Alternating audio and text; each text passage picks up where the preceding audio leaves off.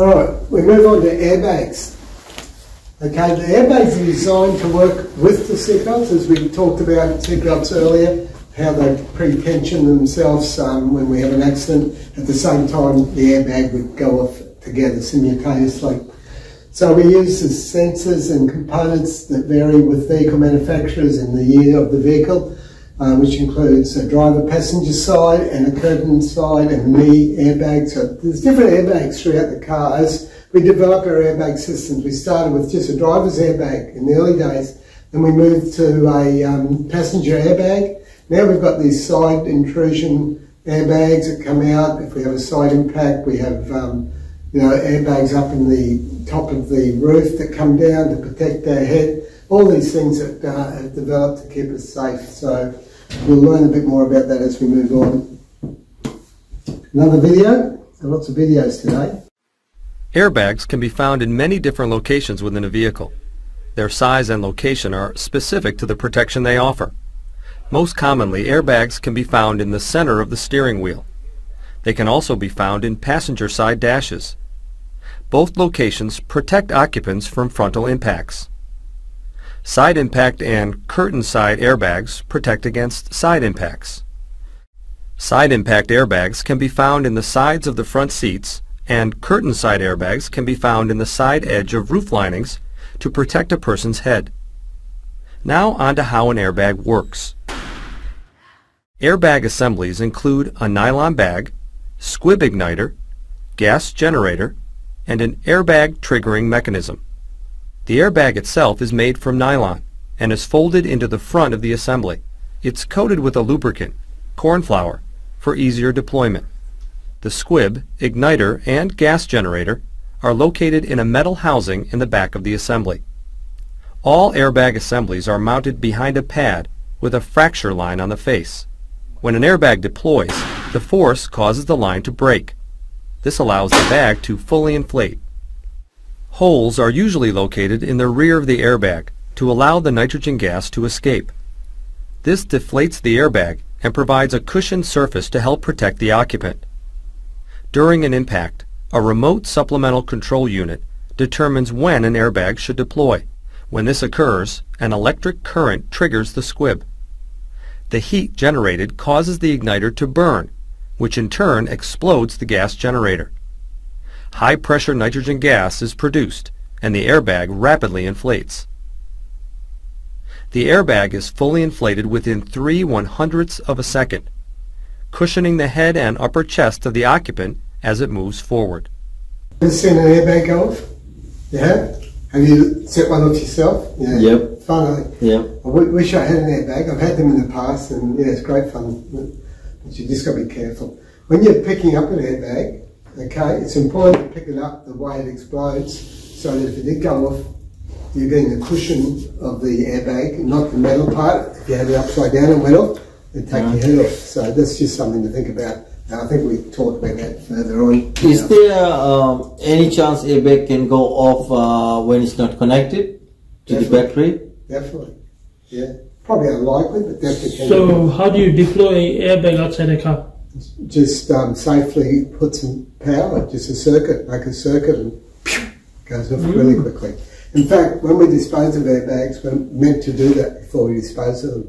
Otherwise, it could be a danger for someone. Okay. So when a crash occurs, the arming sensor will close first, and one of the crash sensors will close. So the sensors are like switches. Okay.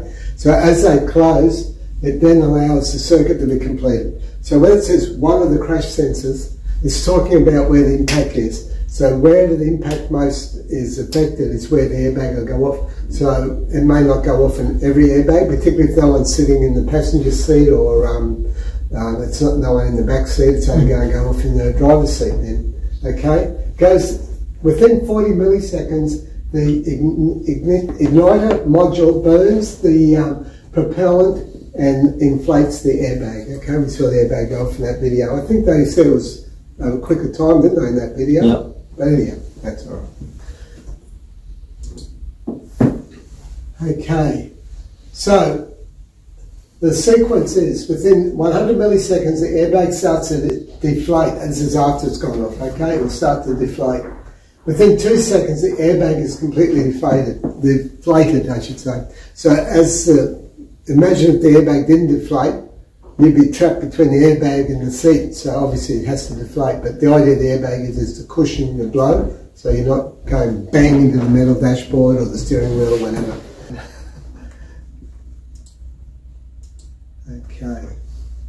So we have side curtain airbags which deploy in the seat there, side bags that sort of blow out like that to protect us on the side.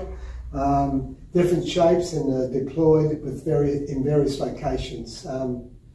Side impact airbags are often located in the side of the seat, as seen in that picture there, obviously.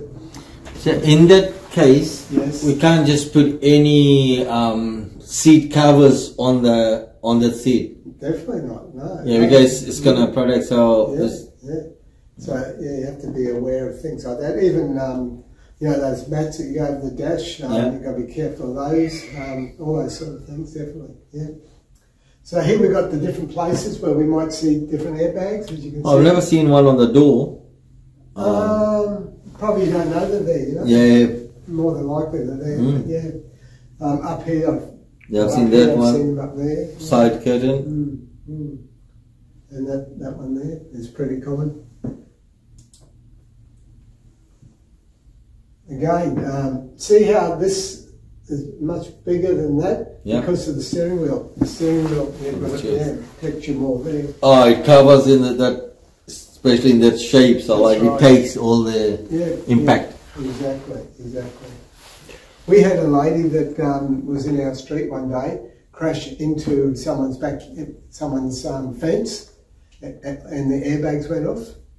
And we came running to the scene, we were the first on the scene from our place, and you could still see all the smoke from the, obviously the nitrogen or whatever it was that exploded. And it was all, you know, all that corn powder they talked about, it was all full of that white powder everywhere. Yeah. She was laying flat on the seat, and we don't know how she got from being in the seatbelt to laying flat on the seat, and she doesn't remember. And she was okay, but she was so shook up. But yeah, it was quite, first time I've seen all these multiple airbags go off in the after effect.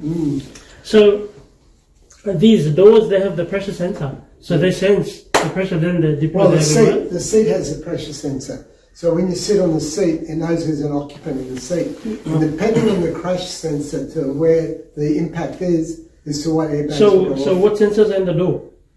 Because I remember you saying that there's a pressure sensor in the door. I didn't say a sensor, there's an airbag in some doors. Not every car, in some doors. So there'll be an airbag that would be censored by a crash sensor. So the crash sensor may be in the door itself. I don't know that. I'd have to say I don't. But there'll be a crash sensor in a spot that would be ideal for when the collision happened to set that airbag off. Because I remember you telling us one time that as the pressure builds up in the door, so now it knows that something's not right and they deploy the airbag too. Not so much the pressure from the accident, yes. Yeah. Yes, that's correct, yeah. All right.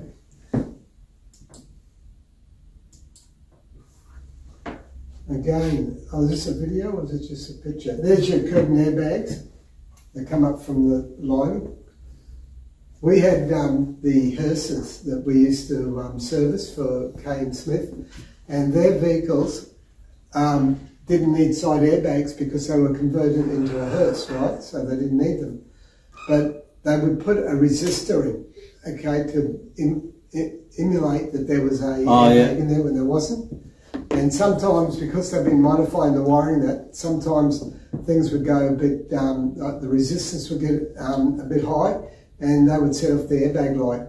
And so I remember a few times having to go through and maybe change that resistor to one that was compatible to bring the right resistance to the vehicle, so the airbag would be not a light, or the light wouldn't come on. But yeah. So we talk about second generation airbags. First generation, the force and the impact of the airbag going off would sometimes cause death, particularly because the airbags were designed so that they would be suitable for the average sized person. You get someone extra tall or someone who's young, particularly a child, and those airbags go off, they can be deadly. So they decide to bring out a second generation, so it will inflate with less force, okay, designed to reduce the number of injuries caused by airbag coming off. And the second generation airbags deploy with about 20 to 35% less energy, so a little bit more controlled, okay? So they learnt from their mistakes from the first generation. Yes, the first generation was helpful, but not at every case, so yeah. Not in every case, I should say. Interestingly, some statistics, okay? People, they did a survey back in 2002, or 1990 to 2002, right? And in that era, the cars that didn't have airbags equaled that many deaths. The first generation, it lowered the rate on the first generation of airbags. But on the second generation, it was remarkable compared to there, and even to there, how fewer people got killed. So yeah, they definitely improved the airbag system, and it did help. And it's much better today because that's an old statistics. What's adaptive supplement restraint systems, okay? So in 2006 in newer vehicles, a lot of these things are from America and they fly over here, so it could be a bit later for us.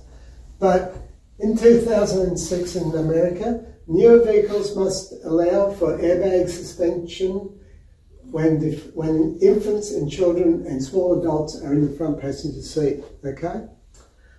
They use a load sensor we talked about before. So depending on the weight of who sits in that seat, okay, depends on how much that actual airbag will deploy when it does go off, okay? And to what speed it goes off, okay, and what energy it goes off. And the same with the seat pretension sensors as well. Smart airbags have 2 stages of deployment. So we're talking now, not the second generation, we're now talking about the airbag can go off much harder or much softer, 1 or 2 stages, okay? All depending on the weight of that occupant in the vehicle when the accident happens. We like that word adaptive. We use it a lot in the auto industry, don't we? Again, there's our sensor for the seat that tells the computer how much weight's on that seat, okay? Okay, we talked about impact sensors. We've also maybe not talked about, but there's an electronic control module, the SRS module, which is the airbag module. We talk about sensors sending the signals to the module, which sends current to the inflator, okay, when there's an accident. Did you know those airbag modules are a one-time use only? Yeah. Once the airbags go off, you must replace that module. Okay, it's important. Most systems require at least 2 sensors, switches to close before the airbag's deployed. So it's not done accidentally. We might have the crash sensor telling us there's been an accident, but if another sensor that's there doesn't tell the computer there's been an accident, then it won't go off, the airbags won't go off. So some accidents we can have that are minor and it won't go off, but other sensors that are major that goes off. I'm only guessing this, but a minor accident may cause that sensor to be needing to be replaced, even though the airbags haven't gone off. But again, the scan tool will tell us if there's a problem with that sensor. What happens if there's a problem where a fault code is detected for the airbag system, the SRS system? What happens? Is that airbag system going to go off when we have an accident? Yep. No, it's not. No. No, it's not. So it's important, even when we do a roadworthy, if that light's on, we can't pass that roadworthy until that problem's fixed, okay? Very important. And even if the seat belts, they have, it's toning away and all. Yes. It fails, and if your seat has a hole in something, blah, blah, blah, yes. fails the roadworthy. Yeah, 100%, that's right, yeah. Okay, there's a layout of some of the different components that make up the SRS system. Our SRS control module, there's our driver's airbag. Don't forget the clock spring. Clock spring, yeah. It plays a big part, particularly, or definitely on the driver's side airbag. And we've got a passenger airbag there, a warning light. There's our forward sensor, okay? In-car sensor. So there's a couple of sensors showing there. Oh yeah, Yes. I can actually write this down in my logbook. Yes. One Kia came in, and the lady was complaining that the horn is not working. So we put the scan tool. Yes. We directly, gave the power to the horn. Yes. That was working. Yes. So then we knew that the clock spring was not functioning. Sure. So we changed the clock spring, and it was working then. Yeah, good. Yeah. Good. Yeah. So during an impact, roller moves and completes a circuit. So that's one of the types of crash sensors where there's a spring-loaded roller that rolls out like that, and then it closes a contact. And that's how that switch works, with the inertia and the force of the impact causing the kickback that you get when you have an accident to make that roller, or that coil spring roll back to turn the switch on. So it has to be a decent hit for that to happen. It happens very quickly though. Like if it's a small accident, it wouldn't deploy unless if there's a big force on the sensor, then it's going to deploy. That's right. And so that means that it's worked out mathematically how much force is needed for that to roll out. So that So like this sensor sitting on the subframe in the front. Yes. There's two sensors. So Yes. as soon as they get hit, Yes. it's going to sense it. Okay. So sensor mass breaks loose with sufficient force. Okay. So what we've got here, safing sensor. It's another name of a sensor. Okay. Is responsible for preventing the airbags from being deployed unintentionally. So that's why I say there's two sensors or two things that have got to happen before the airbag will go off. So it doesn't go off falsely, okay? And this is one of the devices they designed to help it so that it doesn't go off if it's not a decent accident, I guess. So, and that's how that works. It works through, the force of the accident, I guess. Here's another type of sensor using a piezoelectric element. You know how a piezo works? And if you look at the engine knot sensor, it's a piezo sensor. It works off of, vibration and movement, and obviously with the force of the accident, it's like a big knock in the sensor to make it move. So, yeah. So that bends over, and then the switch is connected. So different manufacturers use different sensors. All right, another video by... Crash sensors are used to detect sudden deceleration and close a circuit if the severity of impact warrants deployment of airbags. They can be found in different places depending on the vehicle. Locations can include behind the front bumper and dash, or in the ECU. Side impact sensors can be found in the doors or in the B pillar, the structural area between the front and rear doors.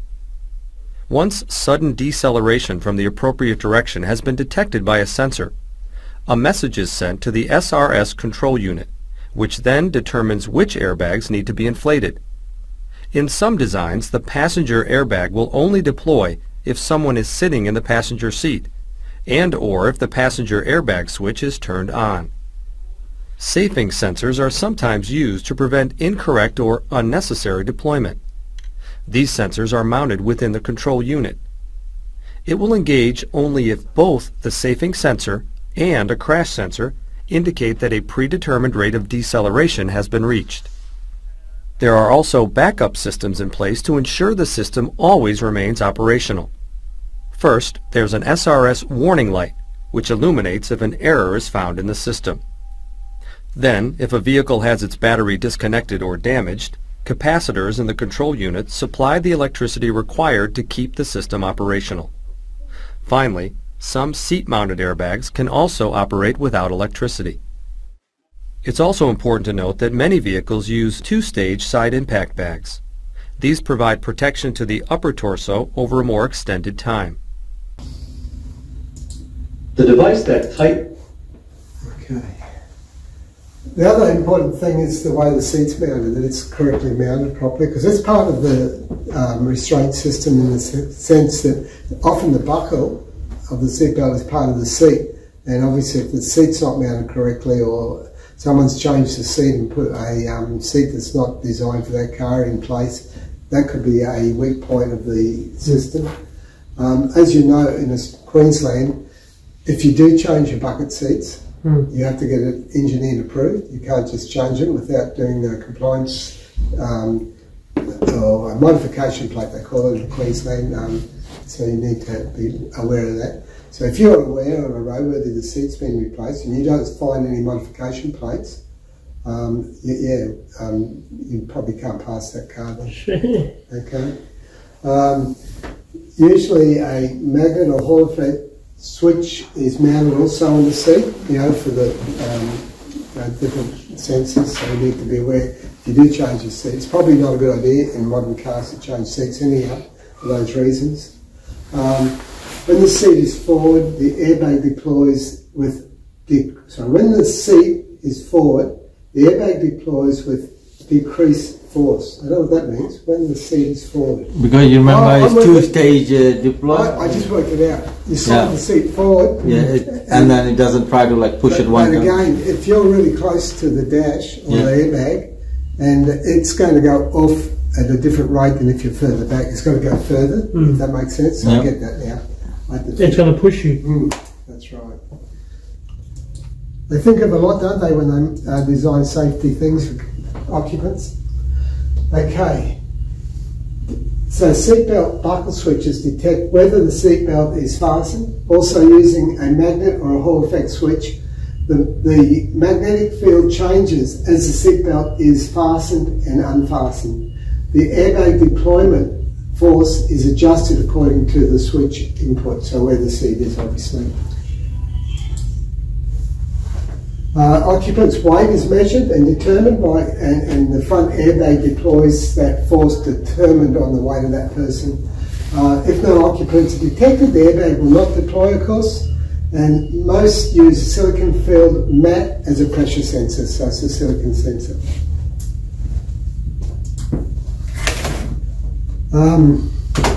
So for identifying and safety purposes, SRS components usually use a yellow connector, as you probably have seen before.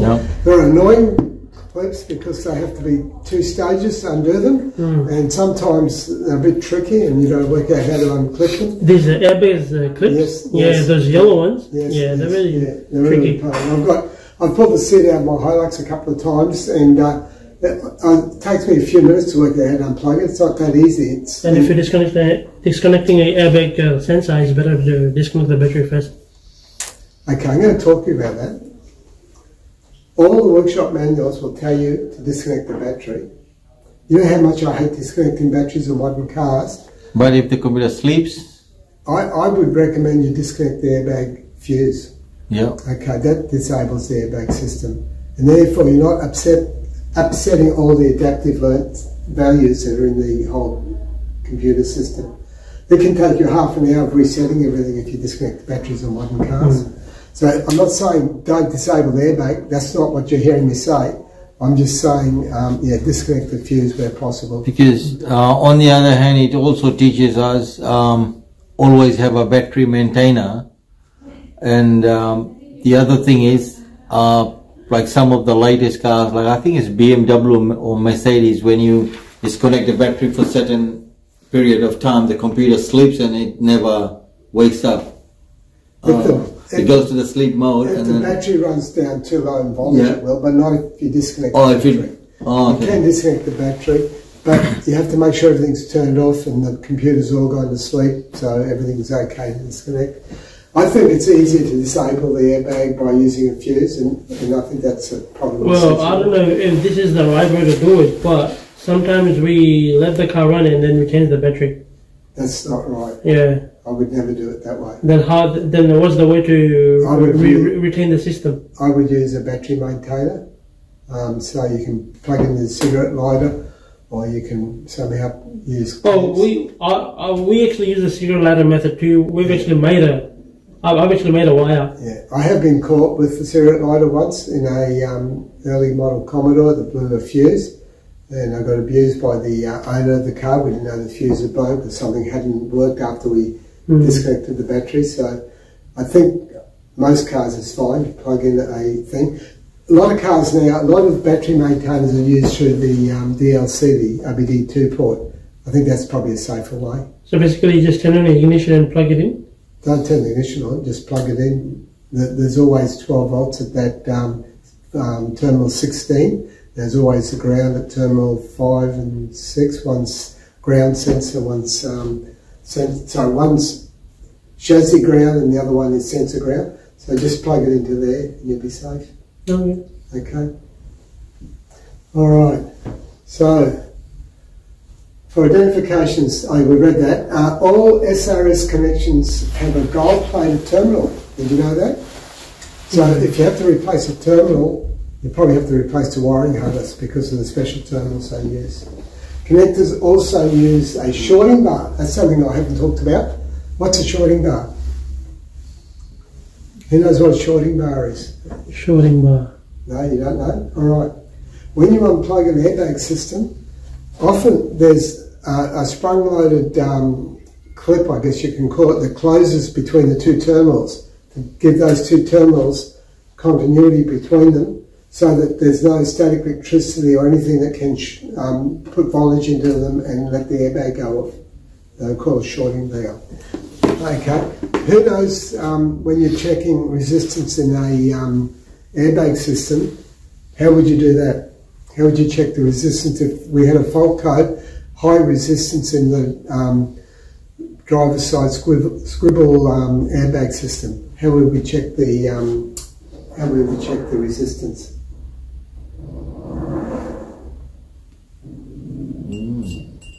I gotta learn about it. So Disconnect the airbag and then. yeah, all right. Yeah.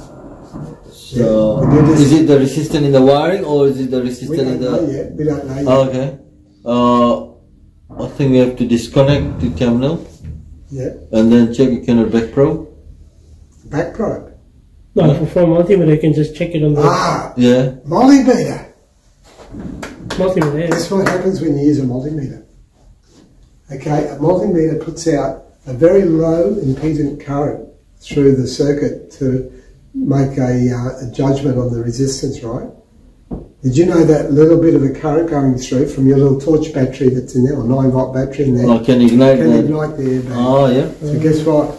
We do not, this is where I was coming at, we do not use a multimeter. Oscilloscope? Okay? The best way to check resistance is, okay, oscilloscope, no. No? No. How can we use an oscilloscope to check resistance? Oh, yeah. Probably not. No. We can do voltage drop tests on some circuits, but we don't want to be putting voltage into a airbag system because it'll go off. Scan tool? Scan tool, yes. The scan tool has told us the resistance. Okay, later on we'll go down and look at a airbag and look at the resistance that the scan tool tells us. But what we have to remember is, I'm coming back now to these shorting bars, right? What we have to do is, we have to use, or what we do, and you'll see this in a video later that I've got, we use a resistor of the equal value of what that airbag should be. Let's say it was 2.2 ohms, okay? Most airbags are around that, but they can vary. We get a 2.2 airbag, sorry, 2.2 small resistor. We take the airbag connection off. Now those shorting terminals have come down. So if I just put that resistor in, we could still get a short circuit and get full no resistance in the circuit. So we have to actually lift that shorting bar up, put our resistor in there, use our scan tool, and if we've got 2.2 resistance now in that circuit, it's a pretty good conclusion that the airbag's got high resistance and we need to replace it.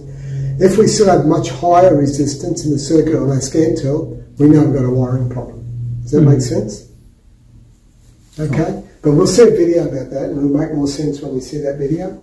But more, I'm bringing this up because of those shorting bars can really confuse us if we're not careful or aware of them, okay? And you'll see that in the video about the shorting bars when we come to it. It might be a little bit further down. And what have we got here? Wiring. Yeah, big wiring. You can see that the yellow indicates the airbag, the yellow connected there for the airbag. It says caution, SRS, circuit. That's right, exactly. So we need to be careful.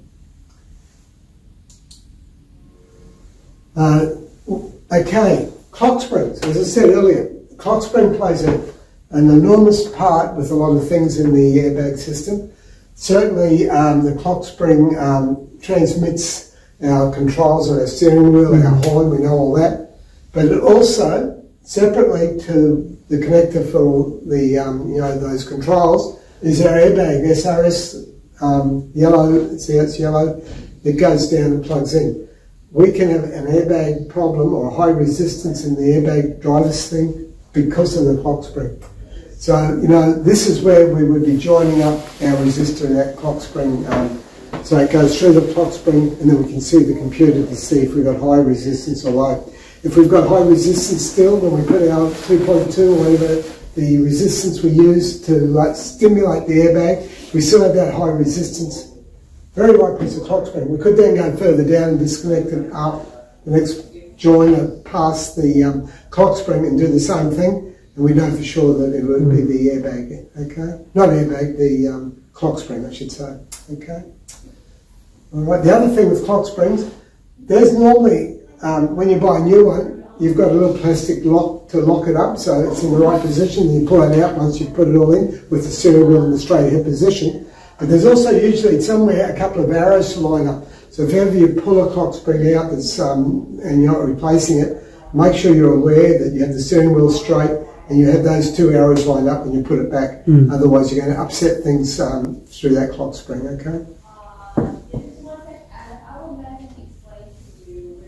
She's naughty. All right.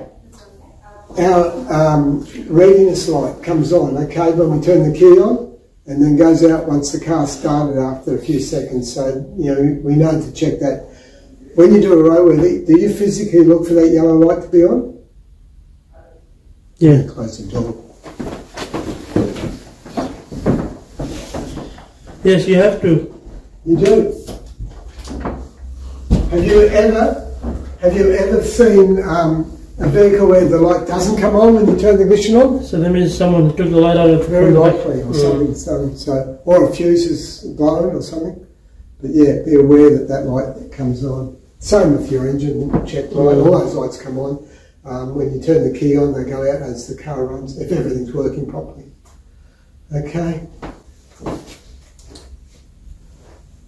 Again, see all the different lights now that have got to come on. There's a lot to look for now, isn't there? That's a Honda Dash. Is it? Yeah. Hey, you know your Hondas. You like Hondas? Not really. Not really? Why not? I don't know. I just like the motor. You like the motor? Yeah. Okay. So, airbag modules. Contains the airbag and inflator. That's the actual airbag itself, the inflator. The inflator is usually accomplished by an explosion or explosive release of nitrogen gas, okay? Voltage is applied to the screw. You know the airbag detonator, for a better word, I don't know what you call it, but we call that a squib, the detonator, okay? That's part of the airbag. And ignites the gas canister. Some airbags use compressed argon gas, but I think nitrogen is more common. So, see these little pellets here? They are the explosive part of the airbag. When they get ignited with voltage, they explode and cause the igniter causes them to light up and off it goes. Plays a very big role, eh? Yeah, have you ever wanted to pull one of them apart and have a look inside? I actually have. Yeah? Yeah. Make some fireworks. I didn't say that. All right. What type of airbag system uses two inflators?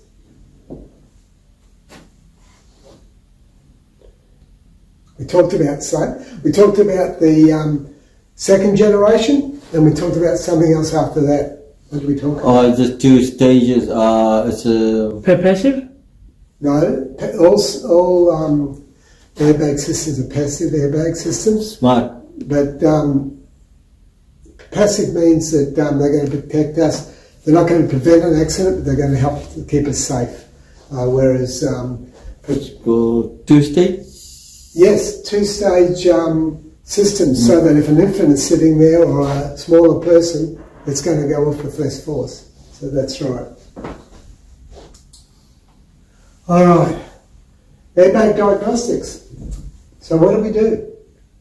What do we do? We have to make sure that light, if it's staying on, that it is actually staying on, so we do a visual as we always do.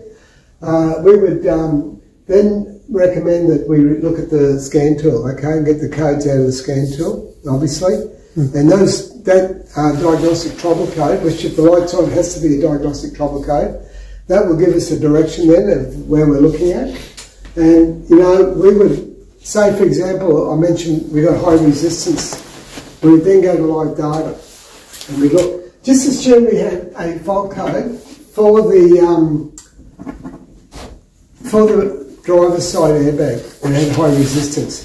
And we looked at the scan tool and we saw that the value for the driver's side airbag was normal, was say, I'm using 2.2, it could be 2.4, it could be anything, but just say all the airbags were around the same. What I generally do is look at what other airbag resistances are, and if they're all 2.2, then I know for sure that it should be about 2.2, or it could be 2.4, whatever all the others are. But I see that the airbag for the driver's side is quite normal. What do you think I would do with that information now that I know that the airbag fault code is telling me I've got high resistance for the driver's side airbag? Could be the clock spring? Yeah. How would I know if it's a clock spring? Or how could I possibly, I say possibly, determine if it is a clock spring when I'm looking at the scan? Disconnect the airbag just before clock spring and put a resistor in the system. That's a very good test. And then you can measure. Yeah, but that's a very good test if I've got on my scan to a high resistance, okay? Yeah. So if I had 8.5 resistance and everything else was 2.2, then yes, that's what I would do, definitely. But just say that it's reading 2.2 when I look at my scan tool. What would I do? Because it says it's got high resistance, would I change the airbag and put a new one in just to cover myself? No. No, good answer. No. How could I determine if it's some... We've said the clock spring. How could I determine if it's a clock spring? Simple. Okay, turning, yeah. Turning. Maybe there's a... In the middle of my turning, I skyrocket with the, I see a high resistance, okay? And then, okay, I have enough evidence then. I got no qualms anymore. I've got to replace that clock spring, okay? Some intermittent problems might not be that easy, but often it is, okay? All right, so, moving on. Okay, the explosive charge in the airbag is triggered by a current from the collision sensor in the car. Simply put, the ohm meter could easily set off the airbags. We talked about that. Yeah. Could easily set it off, destroying the airbag, the car's dash, and quite possibly badly injuring yourself, the technician. Okay, so we need to be aware. It's only not many tools we can use with an airbag. I wouldn't use a 12-watt test lamp on an airbag. Okay, I wouldn't use an ohm meter as we just talked about. Because it's going to give power. Yeah, I wouldn't use a oscilloscope. Okay, some of the assessment questions require us to have questions about oscilloscopes. There is a complicated method of checking something, base something, I can't remember what it was now, base time, but I didn't want to use that question because I don't understand what they're even on about. I think it's to do with the time that the airbags go off to test that. I don't know how you do that without setting it off, and I'm not going to set an airbag off. But I can't see how you can use an oscilloscope on a SRS system. So I think with that question, we've just asked a general question about oscilloscopes, which you'll see in your assessment. But yeah. So when I talked about using a resistance in the system, I also talked about there being those shorting bars, right? So apparently you can buy these things, see these, that will go in place of the airbag itself, that are built-in resistors for different types of resistances depending on the vehicle, okay? So you don't need to go down to J-Car like I used to do and buy these little resistors if you want to buy the correct tool, which is probably a more professional thing to have in your toolbox. But you don't have to. You can just use those resistors. So I'm going to show you this video now that I was talking about before. It's coming up. Oops. Why aren't you changing? Hi guys, Brendan from TAT here. Today I'm just going to show you some quick fundamental airbag system testing methods.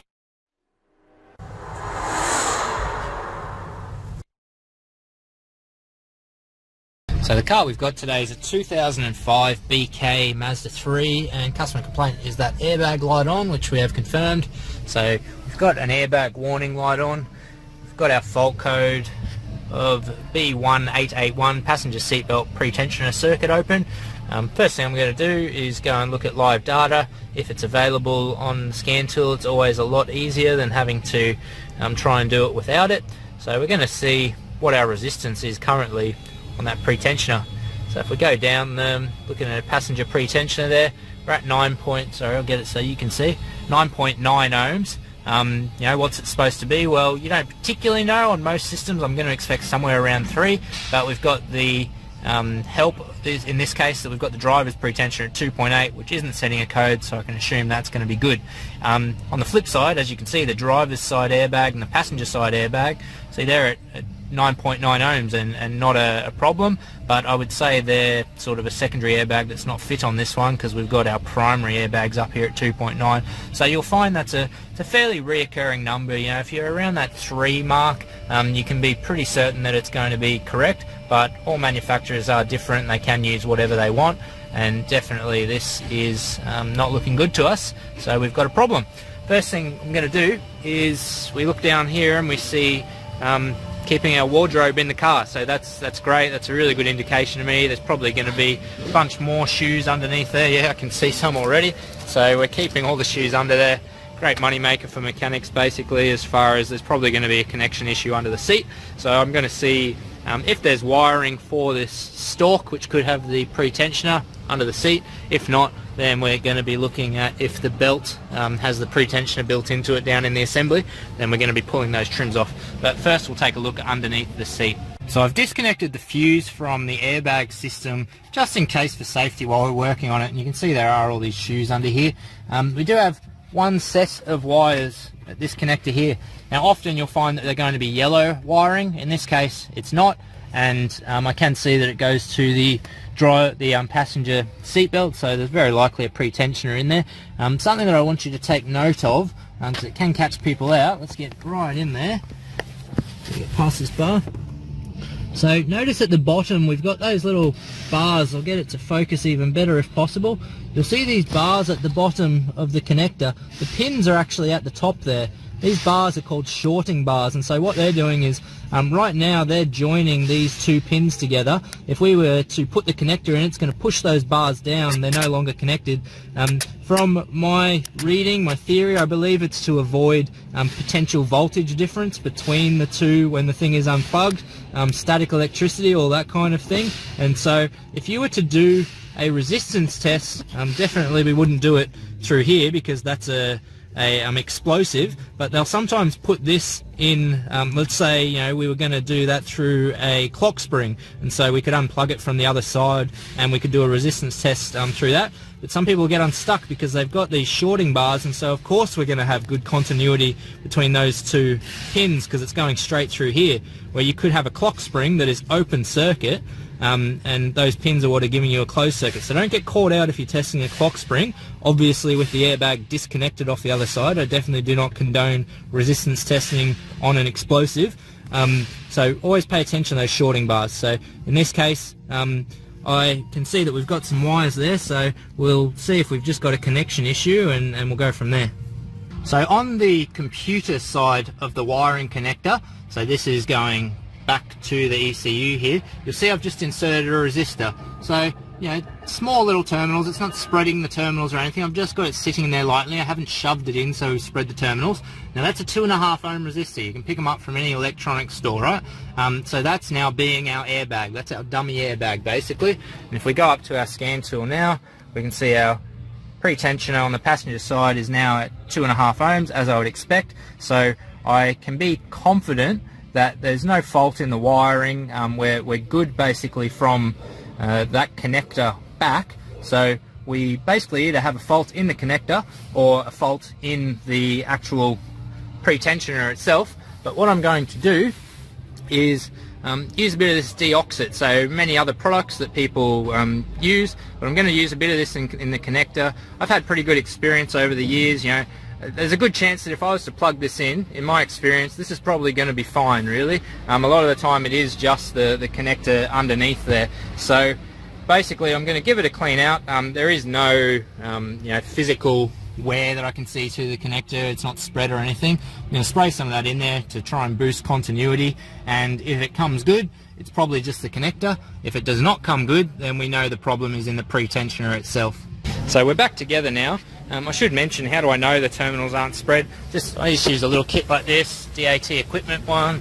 There's the front. And so many kits like it, but it comes with all kinds of terminals. So you know, you'd be using one like this, which is a fine, get it on there, focus, not going to for you. You'll have to take my word for it. It's a fine male terminal. You obviously pick out the right size for the connector you're using, and a terminal drag test. So we put that in, and we make sure we can feel a little bit of resistance there. You know, we don't want it to be able to flop around.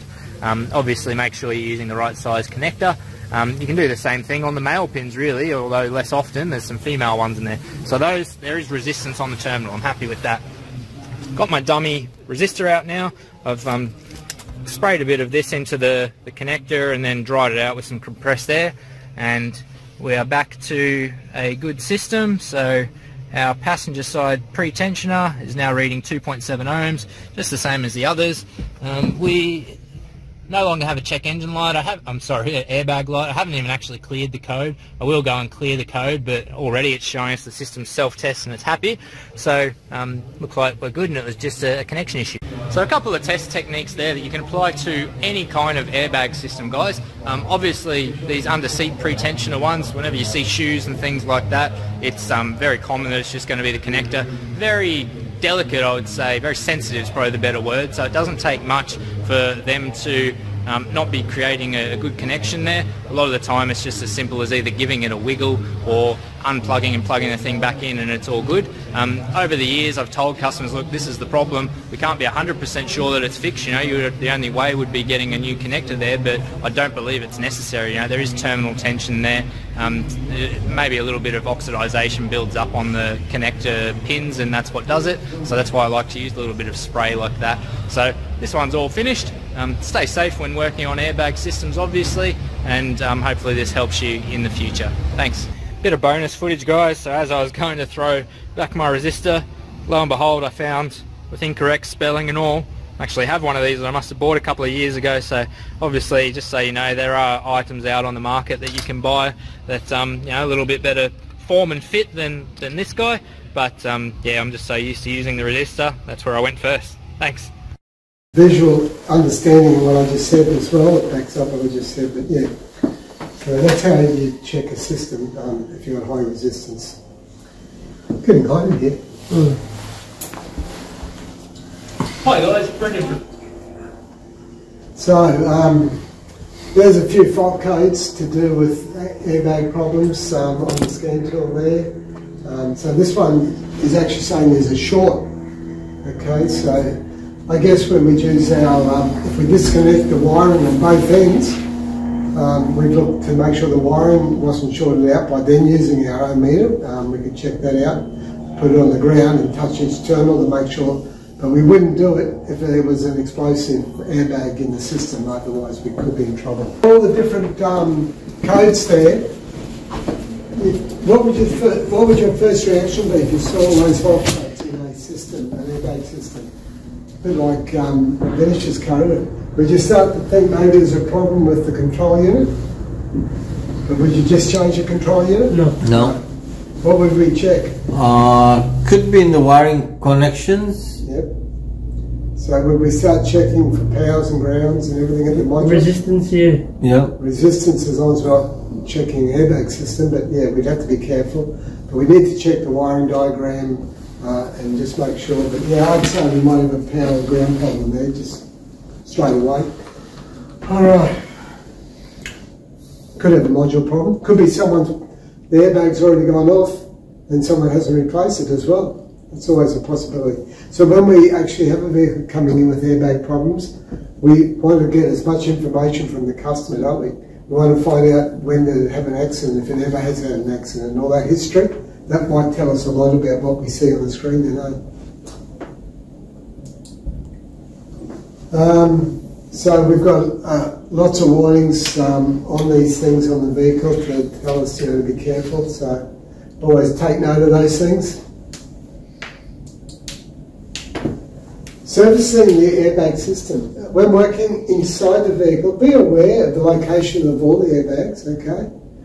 Always wear safety glasses. Why would you wear safety glasses? Because if one of the airbag deploys, you got tools around and other things can fly. That, and also even the dust, powder here. Powder that comes in, okay? So yeah. Wait at least 30 minutes after disconnecting the battery before performing any services. Maybe there's capacitors, there is, because the airbags, if the battery got disconnected in an accident, they're still going to go off because there's capacitors storing voltage in there. So it takes a while for those capacitors to discharge. So if you pull the fuse out, you'd want to wait 30 minutes. Following the service procedure, oh that's right, it's just tied over here. Never disable or attempt to repair any parts. What's that mean? We're talking about airbags. Oh, on the bags, yeah. Yeah, so, you know, if there's a wiring problem, sometimes we saw that they have gold-plated terminals. So if we were to change a terminal, we might be interfering with the resistance and putting an inferior part in there. So sometimes we've got to replace the whole wiring harness. You know, just if there's a matter of tightening a terminal, cleaning a terminal, that's fine. But, you know, just to be conscious that, you know, if the module goes, okay, there are people around that play with software and could probably reset and relearn the computer so it can be used again. But I wouldn't take the risk on something like an airbag system. It's just too risky. That's all right.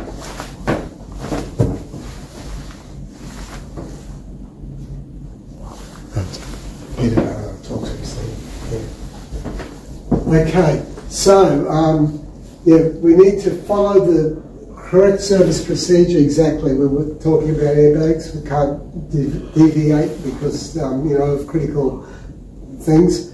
Anytime we work on a car now, okay, as a technician, we're professionals, and if we do anything that affects any of the safety features of a vehicle, and there was a court case, we would not have a leg to stand on. So it's important to be very conscientious of doing the right thing.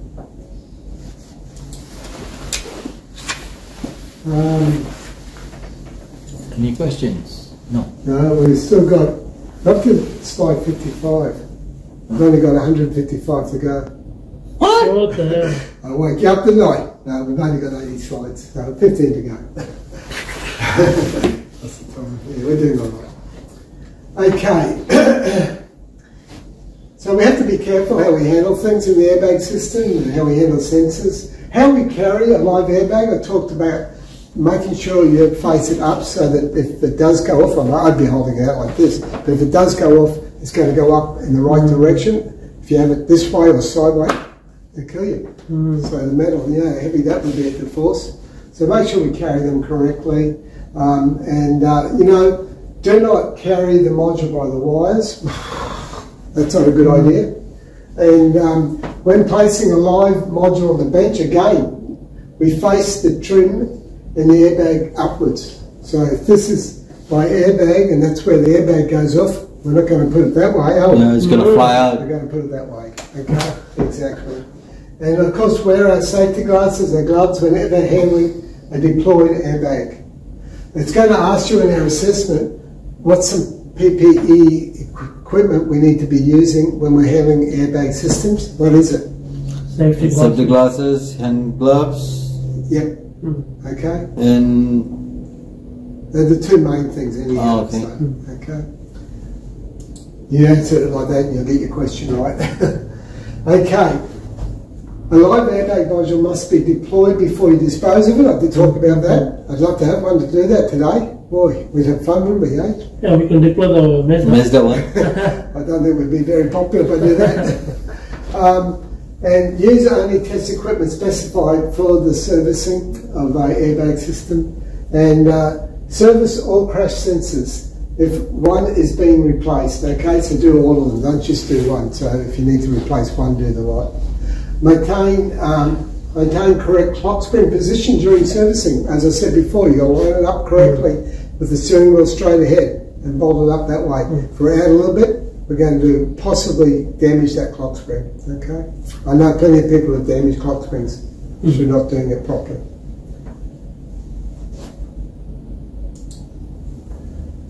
When replacing a clock spring at any time it is removed, ensure that the proper sensor mounting position and the torque, the way you tighten it up, is done correctly.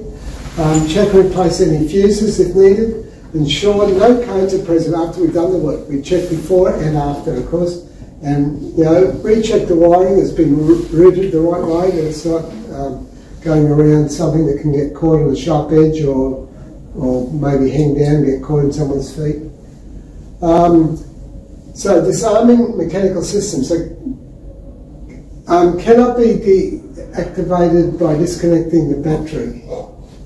In other words, I think what that's saying is, don't forget you've got the voltage that gets stored in the capacitors, okay? So just disconnecting the battery is still not going to disable the airbag system, okay?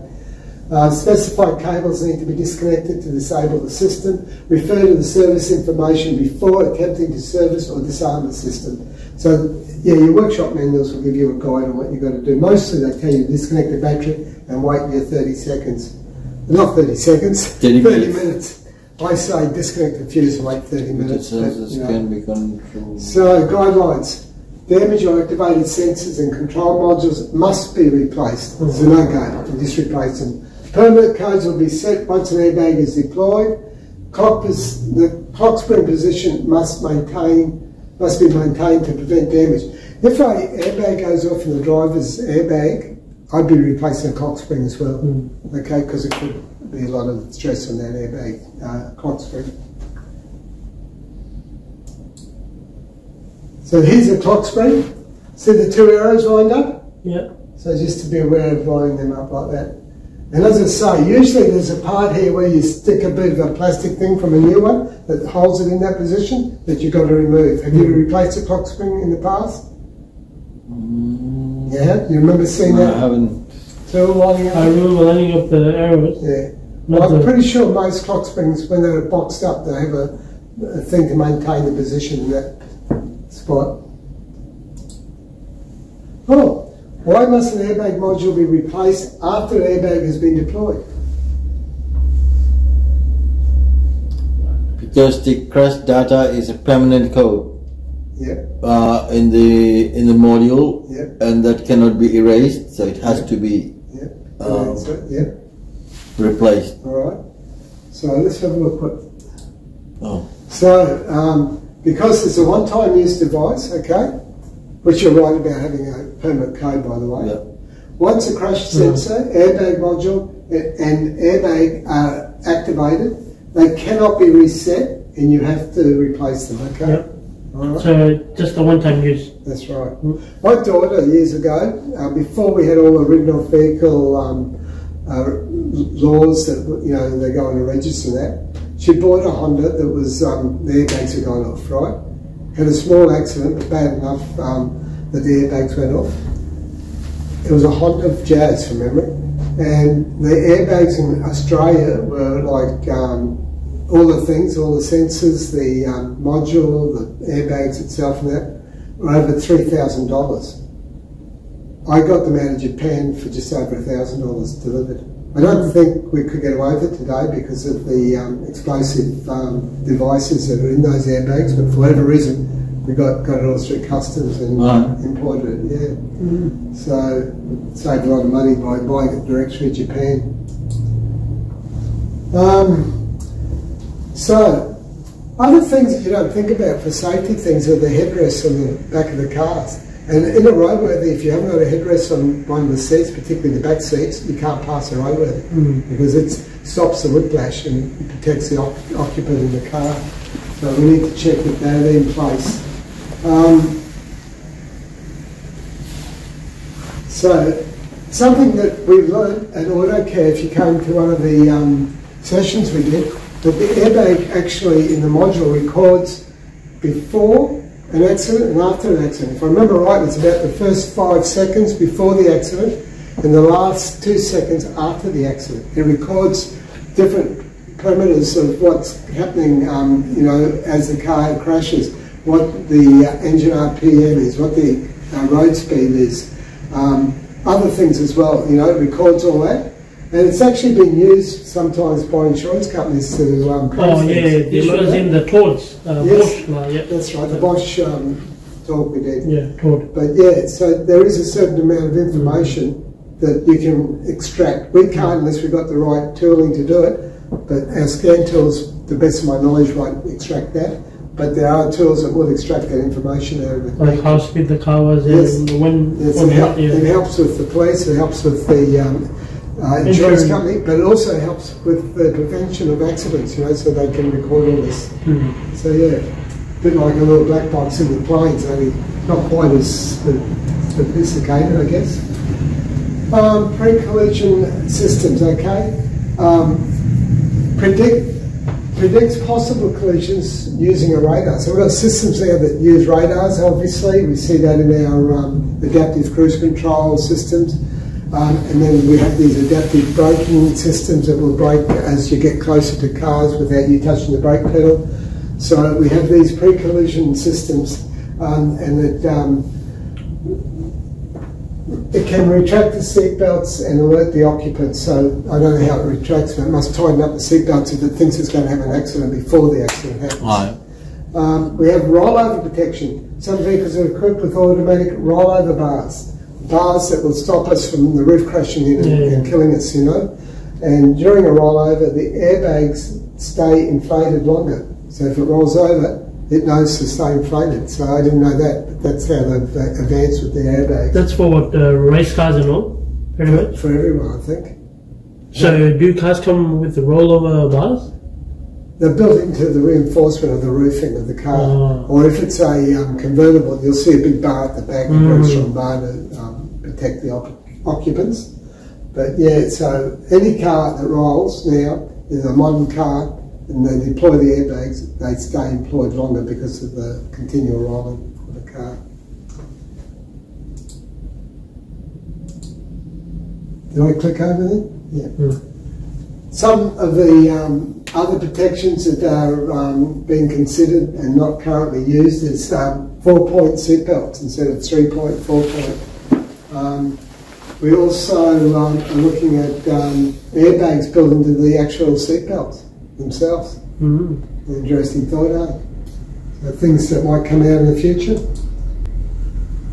We talked at the beginning about crumble zones, right at the very beginning, okay? Crumble zones work to manage crash energy and increasing the time over which the deacceleration of the occupants of the vehicle that's occurred, while also preventing intrusion into or deformation of the passenger cabin.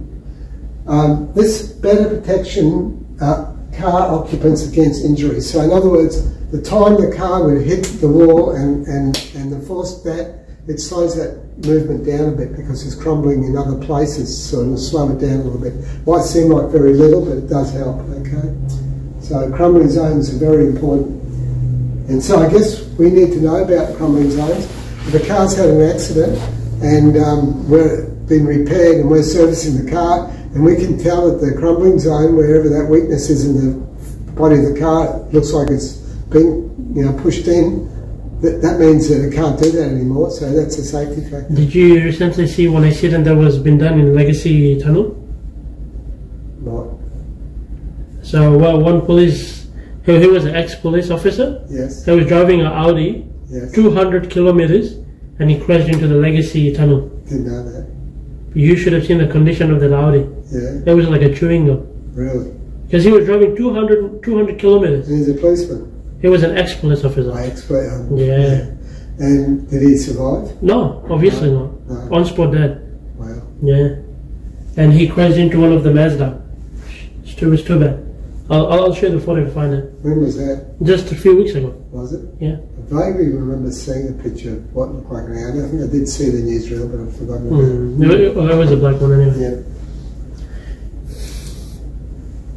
Yeah. Okay. We also have in some vehicles a sensor on the crumbling zone. Okay, crash zone. And these crash zone sensors are there that are in place within the crumbling zone to help measure the impact used when deceleration, which was caused by a collision, of course. The impact sensors, these are placed just inside the crumbling zone to provide the ACU, airbag. I don't know what ACU, I did look it up now, I can't remember now. But it's obviously information that can help, I guess, determine how well things are working when we do have an accident. Airbag control unit. That's what it is, airbag control unit, yes. Okay, what's that noise? Oh, power.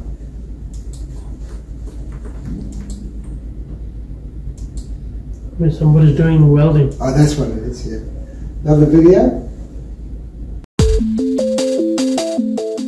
Crumple zones.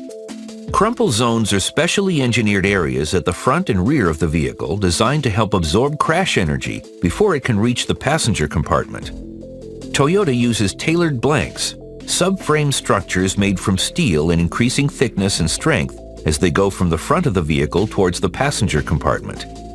The benefit is the vehicle frame absorbs the impact force, minimizing the impact energy transferred to the interior cabin. It like crumbs together and it doesn't come inside. That's so right. stops, yeah. Just one more question. They also have got, I have seen the points where it's gonna crumble. Yes. Like on the car, they have got a little bit of like right. Yeah, dents or ripples. Yeah. That's how it's gonna. So it doesn't like just straight goes in the cabin. Just it's a metal like the chassis sort of thing. Yeah. Yeah, that's right. That's right. Otherwise, if it's all solid, Yeah, it will just like push the firewall with you, and you'd be worse off. Obviously, all these safety protections and occupant protections are there to help when we have a sensible accident. But nothing can prepare for like that Audi you're talking about that was doing 200 kilometres an hour. That's why we have speed limits and everything for that reason, so that people don't have those severe accidents. Hopefully, but people don't always obey the rules, do they? So here's a convertible with a rollover protection we talked about. Let's talk about adaptive cruise control. Okay, adaptive cruise control automatically maintains the desired speed of the vehicle, but it also maintains a safe distance between the vehicles. As annoying as that is, because most of them are set much further than I like to be, back, and what annoys me is you're driving down the highway on a double lane highway, and you're sitting on maybe cruise control 100 or 110, and before you know it, you're only sitting on 90 or 95. You don't realise that it's slowed down because the car in front's going slower, so you've got to indicate to go around and pick up the speed. So those things are frustrating as a driver, that you want to maintain a speed. But the old day cruise control would mean you'd have to put your brake on to slow down. Now you don't have to, it slows down. They use laser and radar sensors that are mounted near the front of the bumper bar that serves as eyes for the system to see what's going on at the front, okay? Other vehicles travelling with the sensor range reflect the radar waves, deflect the radar waves, and the sensors pick up and return these signals back to the module for the cruise control, so adjust the speed and everything. Have you driven a adaptive cruise control vehicle? Yeah. Yeah. I have. You like it? No, not really. There's another airbag system just recently. I was reading somewhere about it. Like you have side steps. So it's built in like somewhere there. So it detects from the side crash when the car... You're talking external? External, yeah, external. I vaguely recollect hearing something like that before. Yeah, it's from the side. It goes where the side step sort of thing, right. And then it just blows just before the car comes and hits. Okay. So it detects, that's the radar thing, that's what it detects, the speed of that vehicle coming towards you, the distance. Right. Yeah. So it knows once it reaches to the distance at that speed, it can't stop. No, right. So It's going to deploy. Yeah, it will deploy. Okay, interesting. Alright, adaptive headlights, you heard about them? Yep. So we know what they're about? Automatic high and beam. Yep, so the operation of adaptive headlight systems is controlled by the headlight control module. Everything's controlled by a module, aren't they? The headlight control module receives serial data. Serial data is like a network system, and it's receiving data from the control module, the transmission control module, the electric brake control module, the BCM, and probably other sensors, no doubt. And what it does is, it will use cameras, okay, and you'll have headlights coming towards you, or you might have taillights in front of you. It's going to know what's going on, and it's going to adapt those headlights so the headlight won't be brightening and shining in the eyes of the person coming towards you, or blinding the rear vision mirror of the car in front of you, and the lights can veer out and give you a much wider angle to see. On the corners, it will turn. And I might have this figure wrong, but I think it's about 30 degrees they can turn, 30 degrees. There is a questioning assessment that says something like it can turn 5 degrees, but it's more than 5 degrees. So actually, my cousin has the blue Haval. Yes. And it has all these features you're talking about. Yeah. That's what I'm saying. Cruise control and whatnot. All this stuff was in the prestige vehicles, and now they're all in every vehicle. It also has the fatigue driving, so if you're falling asleep, it's going to give you a beep noise or wake up, come on the line. Exactly. Great stuff. Yeah, and if you're going off the solid line, it's going to start beeping. You come back in the line again. I've got that in my highlights. Sometimes it's annoying. You can turn it off as well. And it also has this feature, say you're very far to the solid line, the line's going to turn into red. Yes. And if you're on a dotted line and it's safe to take pass, it's going to be green. Right. And you can take pass. And, it's got blind spot recognition, I'd say, So, the control module creates the desired headlamp angle and orders the actuators of the motors, that's the headlight motors, at each headlight to move the headlamps, so they move like that. The control module also monitors the conditions of the motor control circuits. If a problem is detected, a DTC will be set, and the message will display on the instrument panel and alert the driver of a problem. So many things go wrong with cars that alert the driver to nowadays. Once they would never know. Where am I stop clicking? Oh, there we go, another video. Oh, Mazda. Oh, famous. Mazda's adaptive LED headlamps, or ALH, improve visibility at night and prevent other drivers from being blinded by your headlamps. The headlamps feature a row of LEDs, each one illuminating a different section of the road ahead, while a motor controls the height of the headlamp beam according to the speed you're travelling. There's also low beam LEDs that illuminate a wider area on either side of your car. ALH allows you to use high beams continuously without blinding other drivers. The feature is activated when the headlamps are set to auto and the lever is in the high beam position. A forward sensing camera monitors the road ahead and automatically switches the headlamps between low and high beams as needed. When there's a vehicle in front, the system will detect its position on the road and switch off selected LEDs to illuminate the area around the other vehicle. At speeds over 95 km per hour, the system automatically raises the headlamp beam so you can see further ahead. When an oncoming vehicle approaches, the system will switch off selected LEDs to avoid blinding the approaching driver. And when driving at or below 40 km per hour, wide, low beam lights illuminate further to the sides of your car to help you detect obstacles. This smart automatic technology means you don't need to manually change your headlamps while driving. Simply activate the ALH feature and the system does the work to maintain superior visibility during your drive. Adaptive LED headlamps, part of Mazda's iActive Sense safety technology. Well, you know, everything we have now that's like that means that the costs of our servicing and repairs go skyrocketing. And which is good, it also adjusts your headlight on, depends on what road you're on. Yeah. Do you know how much is the price going to be for that headlight? I hate to think. Yeah, more than grand.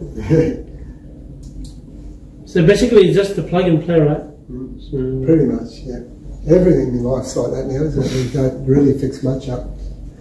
Lane departure and warning system. We talked about that before, so you know, the different systems are designed to warn the driver when the vehicle begins to move out of its lane, unless the turning signal is put on.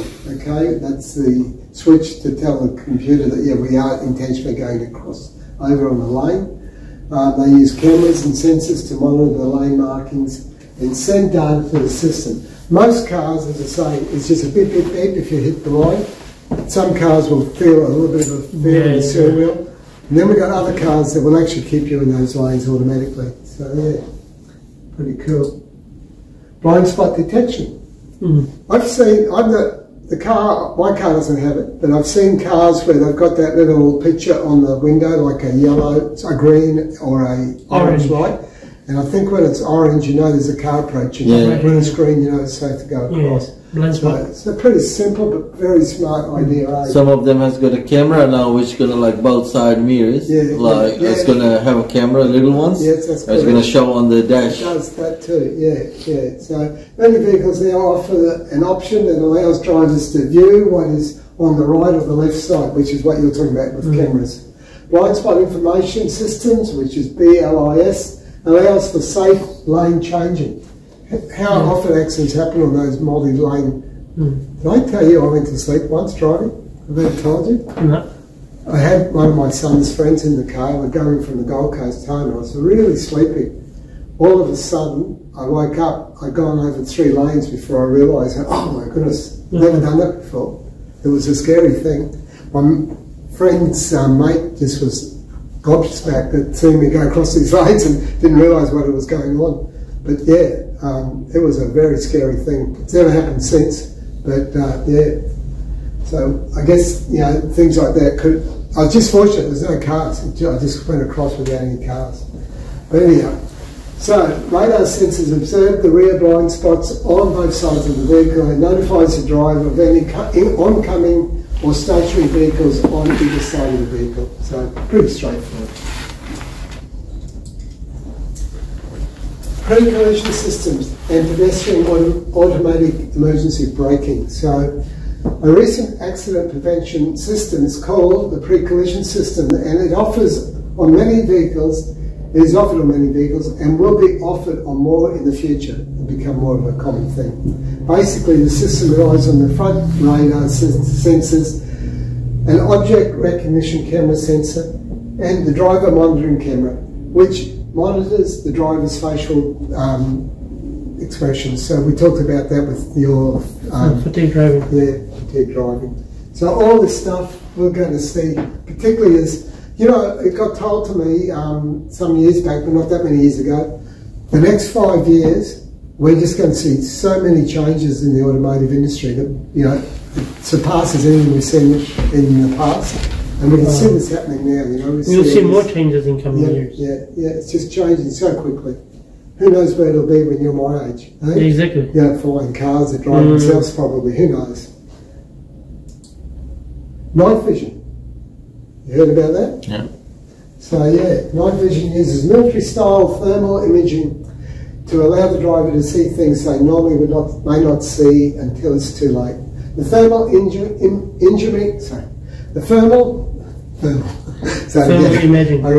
The thermal imaging system uses a camera with a fixed lens mounted behind the front grille and projects the image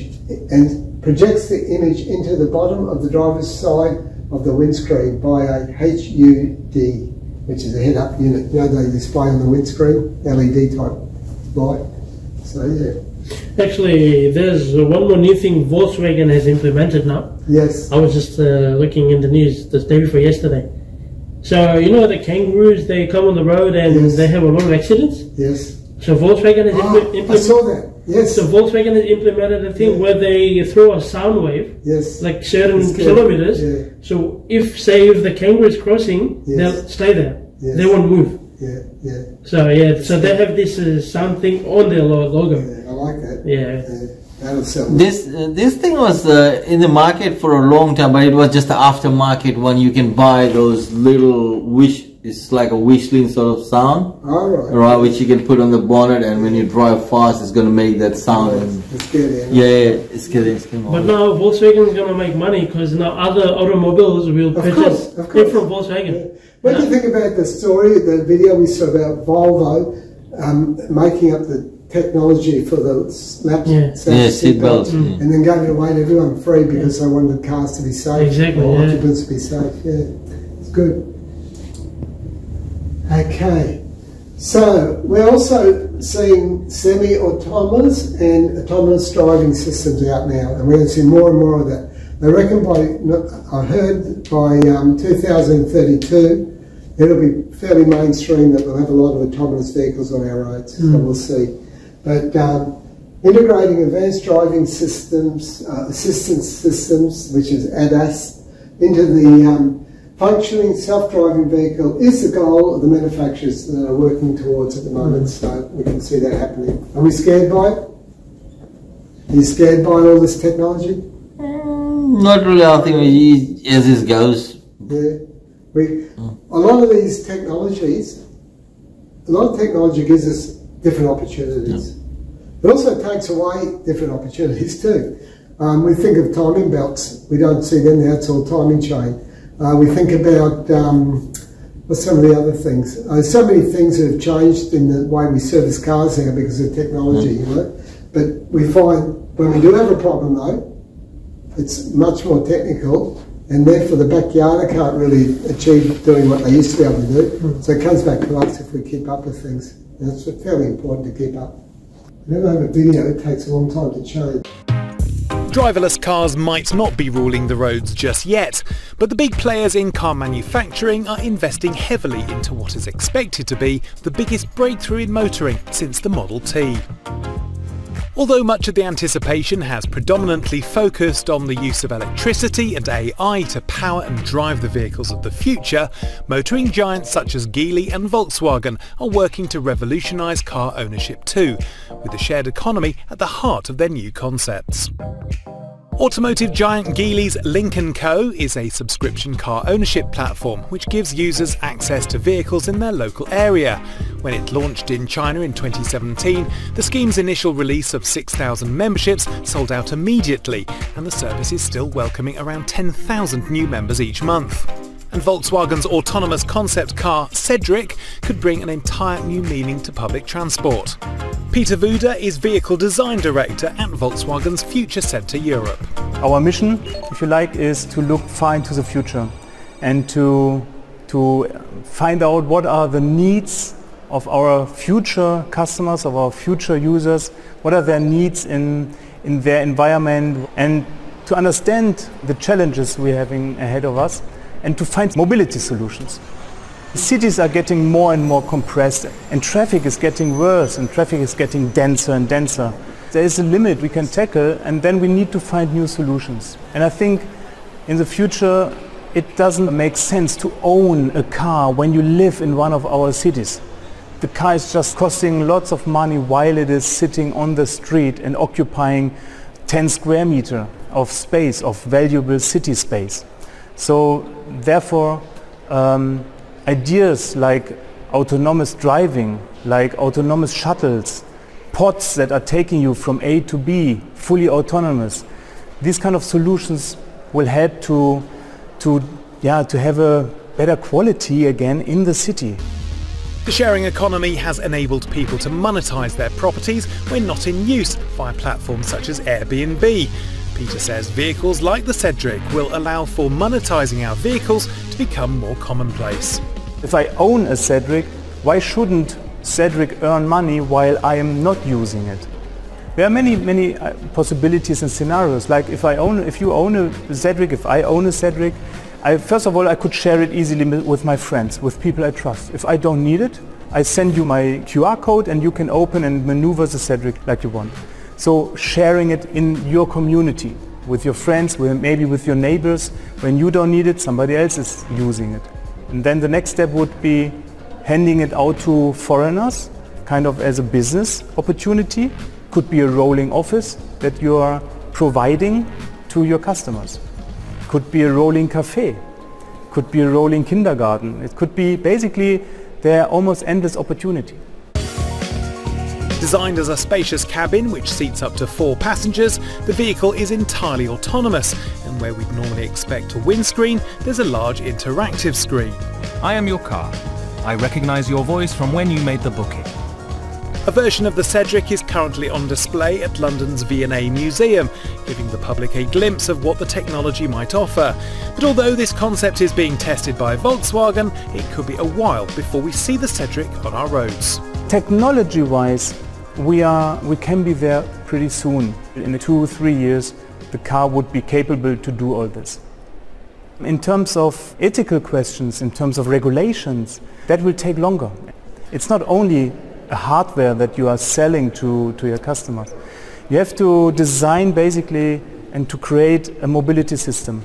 And that only goes together if you talk with the city, with the communities together about their needs. Berlin has different needs compared to Paris, and again compared to London. So the needs of the cities are also not equal. It's more a question of timing. The use cases are pretty equal. In all cities we have elderly people who want to be mobile again. In all cities we have the kids. In all cities we have business people who are stressed and want to get from A to B as soon as possible and do their work while they are commuting. So the use cases are pretty equal. It's rather a question of time. Yeah, interesting. Very interesting, eh? I was told some time ago that my grandkids will never need to get a license or own a car. And thought back then, oh yeah, I'll believe it when I see it. But you know, we're getting closer to that, aren't we? You know? Actually, yeah. There's a lot of electric cars now around here. Yeah.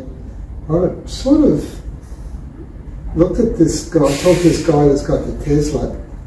You mind one? No. But I'm still probably not convinced to get one. The reason I'm not convinced is the one here, it's only got a 400 kilometre range to be charged up. And, you know, I think, you know, there's so many vast areas in Australia that... Actually, Tesla started and then, you know, last week I saw a Mustang. Yes. Fully electric. Yes. BYDs, Build Your Dream. Yeah. Hyundai's, Mercedes, all electric. Yeah, they're all coming up. Yeah. I don't think electric cars is the absolute answer to our problem, because we've got problems where we need lithium to make the batteries. We've got to dispose of those materials when we're finished. We still need coal to charge them up unless you've got totally renewable energy coming into your house. You know, there's a lot of questions about them, but there are also a lot of pluses because petrol prices just go skyrocket. So who knows?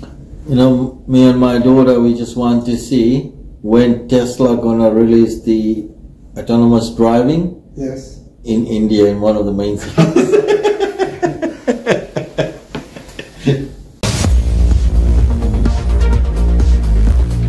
During assisted and automated driving, the vehicle must know what is happening in its surroundings at all times. It must be able to reliably detect objects and people and react appropriately. Only then can it select the correct driving strategy and travel safely. Amongst other components, Bosch depends on radar, video, and ultrasonic sensors for environmental sensing. The Bosch multipurpose camera utilizes an innovative and high-performance system-on-chip. Its unique multipath approach combines classic image processing algorithms with artificial intelligence methods to achieve a comprehensive interpretation of each individual traffic scenario. The multipath approach employs, for example, following technical paths for image processing in parallel. The first path is the classifier for pattern recognition. Here, the typical appearance of objects such as vehicles, cyclists, road signs, or lane markings are already learned in advance. If an object of this kind is detected, it will be classified and marked. For the second path, the camera utilizes the dense optical flow and the structure from motion to detect raised static objects such as parked vehicles. The motion of associated pixels is tracked, from which a three-dimensional structure is derived. The third path relies on artificial intelligence-based methods. Through artificial intelligence and machine learning processes, the camera classifies objects and differentiates between surfaces on the roadway and the edge of the road. The benefits of this multi-path approach are especially apparent in real traffic situations. When lane markings on the road surface are not present, the camera reliably detects whether the edge of the road can be driven on or not. For instance, it uses gravel, grass, and guardrails for orientation in addition to any lines painted on the asphalt. The wide field of view enables the camera to detect crossing road users considerably earlier, even if they are partially obscured. This makes automatic emergency braking systems even more reliable, especially in complex urban traffic. Road sign recognition is also enhanced by the latest Bosch technology. Thanks to optical character recognition, the camera can reliably read text and characters on road signs, even when flickering LEDs are used. The video camera makes an important contribution to the Bosch road signature. During the trip, the sensor gathers detailed information on stationary features such as lane markings and road signs. The data is then consolidated in the Bosch IoT cloud, where it is constantly updated. This produces an independent layer in high-resolution maps, the basis for reliable localization in automated driving. Bosch multi-purpose camera with artificial intelligence for assisted and automated driving.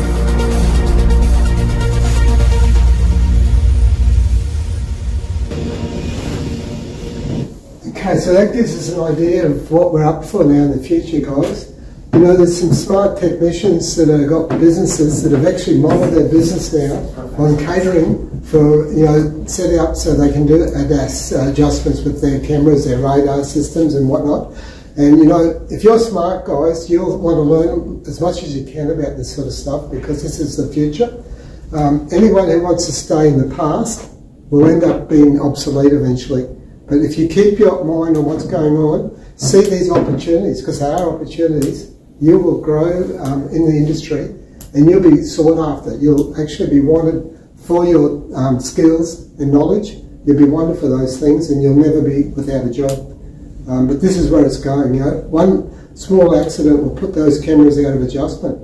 Not every technician will have the gear or the expertise to be able to set those cameras back again. It's not hard to do if you've got the right knowledge in the camera and the equipment that's needed.